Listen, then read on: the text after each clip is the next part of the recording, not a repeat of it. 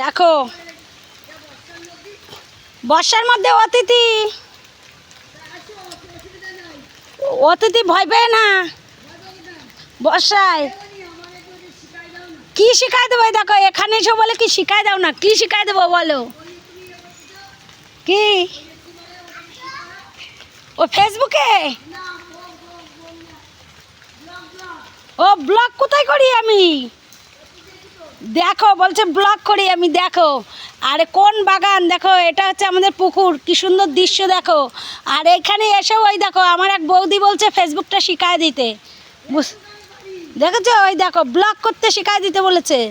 হ্যাঁ মানে ব্লগ মানে সেই একই কথা, লং ভিডিও। ভিডিও বানাচ্ছি।